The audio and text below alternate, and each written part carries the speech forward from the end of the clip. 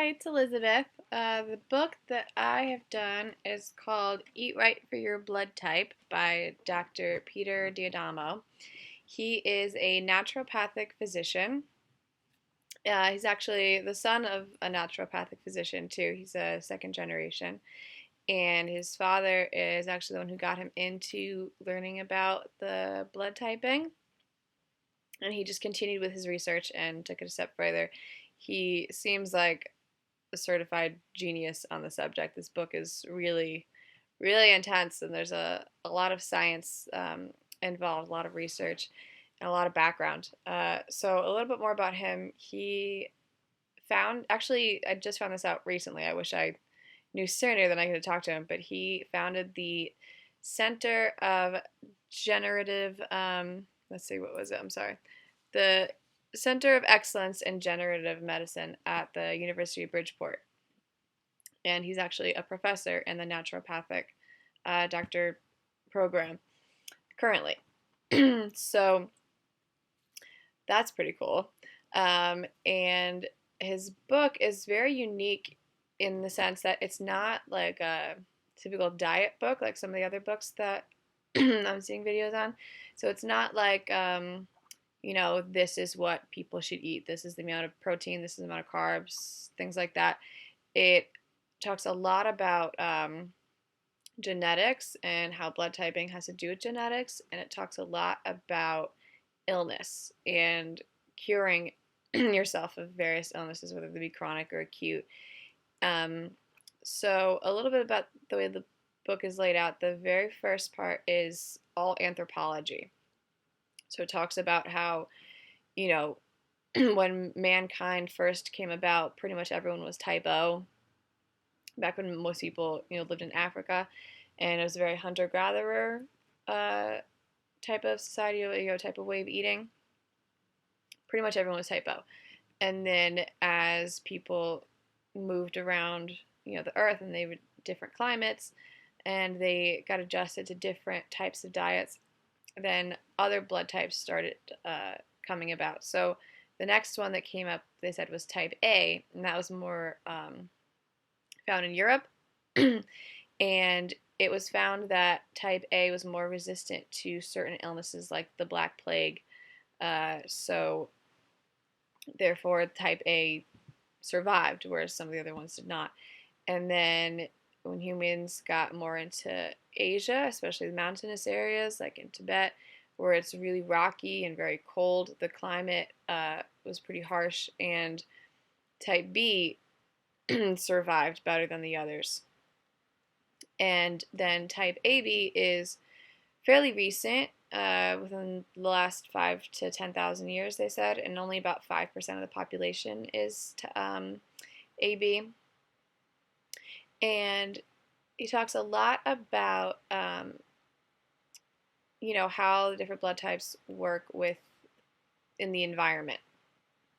So, genetics are a big part, diet, climate, everything works all together. And then, so after anthropology, then they talk about the science of blood types. And kind of a little bit more of, like I was saying, how certain ones are better at fending off certain illnesses. And one cool thing he mentioned was that certain microbes, bacteria, viruses, etc., have their own kind of blood type antigen or binding. So when they, get introduced into a body, if they are, like a type A type microbe and they're in a type A body, then they'll attach and they'll, they'll do harm. Whereas if it ends up in a type B body, it won't be as bad. So it's a very individualized kind of theory, kind of diet, whereas there's something different for everybody. So as they progress in the books, there was anthropology, then there was the science of blood. Then they talk a little bit about the biology of blood and blood typing, and then the genetics, DNA. And where diet comes in is in the science section. They talk about these things that were termed lectins in different foods. So lectins, they named it because they have an agglutinating effect on the blood. So science, like, maybe it was like the early 1900s, they were testing out blood and different effects that foods and other substances had on it.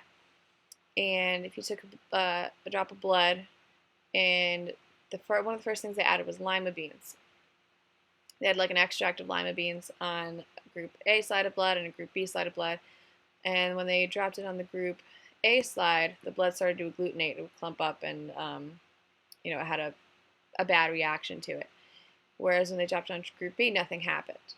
So then, they would test all kinds of different foods, and they, figured out which foods had bad effects, which had no effect, which had, maybe good effects for the different types. And then even though when you eat them, they don't go directly into your blood type, the theory is that they do have varying effects. So as far as diet goes, they found that people with type O blood do better on a paleo diet based on their genetics, their anthropology. So if you're type O, you are descending from the African, like, hunter-gatherer, nomadic type people who ate mostly animals. So yeah, just a lot of animal protein. Type O is better with. Type A, from the agrarian society in Europe, they tend to do better on a Mediterranean or even vegetarian diet. Type B can kind of go either way with the different types of foods. They have to kind of try it out. So the interesting thing about this theory and about this diet is that it's kind of like all of the diets that you were, doing the projects on. It's like they're all right.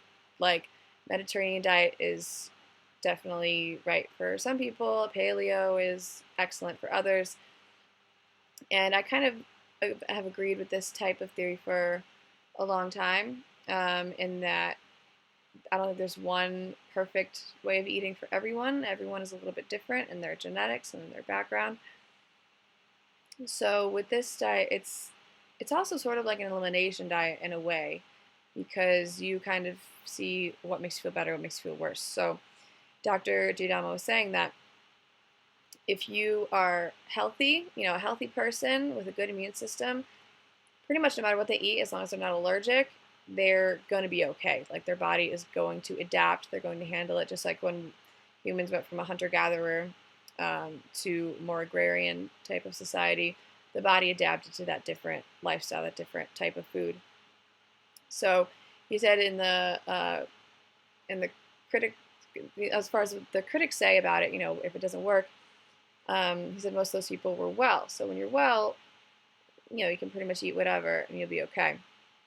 Whereas, about 80%, I think it was, of people who are dealing with certain illnesses notice a vast improvement when staying away from the foods that are not good for their blood type and eating the ones that are good. So I bet I'd say probably 80% of the book is talking about specific illnesses, so allergies, arthritis, diabetes, cancers, like anything. You can look it up, and he gives you a whole background on that specific illness, and then what the different blood types need to look out for. So overall, I thought it was really fascinating. I feel like I'd have to read it a couple more times to really understand it. There was a lot of hardcore science in there, and for future clients, I think if they are struggling, if they're healthy, I think I would recommend it to maybe try it. If they are dealing with some kind of illness and they've already tried, lots of different types of diets, I think I would definitely look into it. And like I said, it kind of goes along with an elimination type diet, seeing what feels better for them. So it's difficult to say if the science is totally right on, if it has to do with blood type, or it's more just, a more complex genetic type of situation.